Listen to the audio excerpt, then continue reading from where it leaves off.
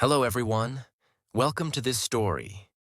Today, I will tell you something very personal, something very real, something that may inspire you to change the way you see English forever. This is not just a lesson about words or grammar. This is the story of transformation. The story of how I once spoke zero English, yes, absolutely nothing, and how I became fluent.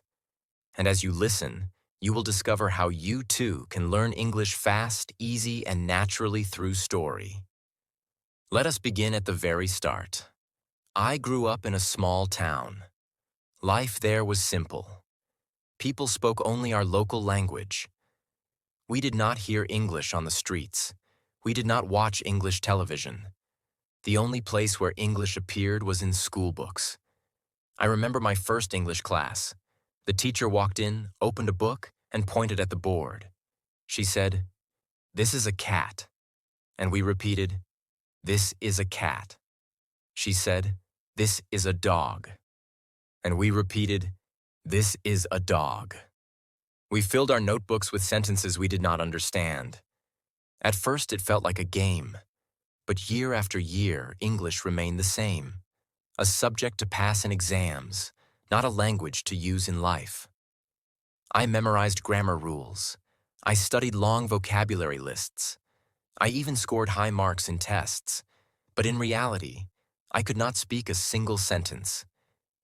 English was a shadow, something I could see but never touch.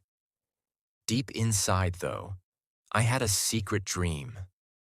I wanted to speak English fluently. I wanted to travel. I wanted to connect with people from around the world. I wanted to read books, watch movies, understand songs, all in English. But every time I tried, I failed. And failure is painful. I will never forget the first time I tried to speak English to a real person. I was 15 years old. A tourist visited our town. He smiled and said, "Hi, how are you?"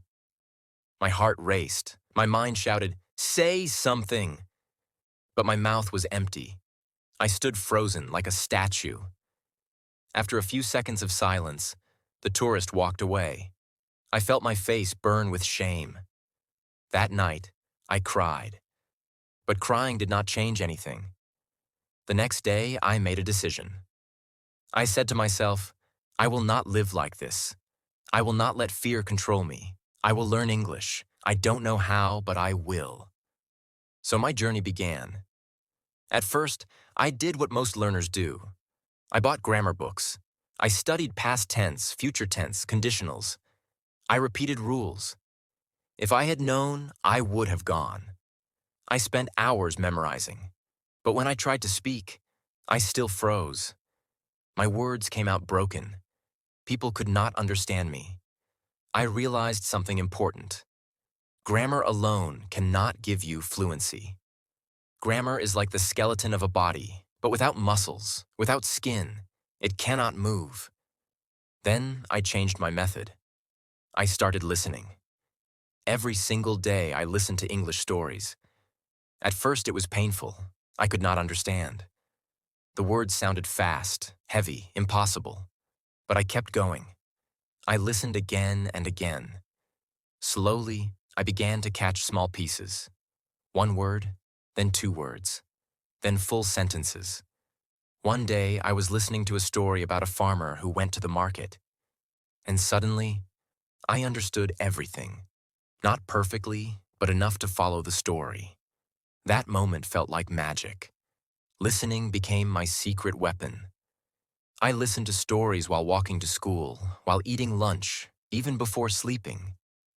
English sounds entered my ears like music. I did not force myself to memorize.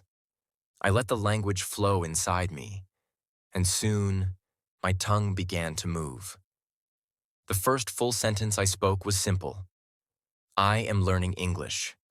But for me, it was a mountain. I shouted with joy. My family laughed at me, but I did not care. For the first time, I felt alive. Of course, mistakes followed. Oh yes, many mistakes. Once, in a restaurant, I wanted to say, I am hungry.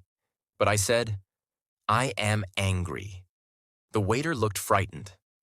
Another time, I said beach with the wrong pronunciation, and people laughed. But instead of feeling shame, I learned to laugh too, because I realized mistakes are not failures. Mistakes are teachers. Every mistake brings me closer to fluency. I created a daily routine. Every morning, I listened to a story for 30 minutes. In the afternoon, I repeated sentences aloud. In the evening, I wrote down new words I had heard. My notebook became my treasure, not filled with grammar rules, but with real words, real phrases, real English. Soon, I started speaking to myself in English. While walking, I would say, I am walking to school. While cooking, I would say, I am cutting vegetables. This habit made English part of my life. I did not study English. I lived English. Months passed. My confidence grew. Then came the big test. A foreign visitor came again to my town. He said, "Hello, how are you?" This time my heart raced, but my mouth did not freeze. I smiled and said, "I am fine, thank you. How are you?" The visitor smiled back and said, "Great." It was a short conversation, just a few words. But to me, it felt like winning a gold medal. After that, I looked for more chances. I joined online chat groups. At first, I typed. Later, I joined voice calls. I was nervous, but each call made me stronger. I discovered something amazing. People did not care if my English was perfect. They cared if I was honest, if I was friendly, if I wanted to connect. That gave me courage. English became a bridge. Through English, I made friends in America, in Europe, in Asia. Through English, I read books that changed my mind. Through English, I discovered ideas, cultures, wisdom. But the biggest change was inside me. I stopped being afraid. I began to believe in myself. English gave me confidence not only to speak, but to live. My friend, if you are listening to this, maybe you feel the same fear I once felt. Maybe you think, I cannot do it. But listen carefully. You can. If a boy from a small town, with zero English, with no teachers, no expensive courses, no travel, if he can learn, then so can you. Remember these truths. Fluency does not come from one big effort. It comes from small steps, repeated daily. Fluency does not come from perfection. It comes from mistakes, from laughter, from trying again and again. Fluency does not come from fear. It comes from courage. The courage to begin and the courage to continue. And now, let me give you the 5 keys I discovered. First, listen more than you speak. Fill your life with English sounds. Second, speak even if you are afraid. Say one word, then 2, then a full sentence.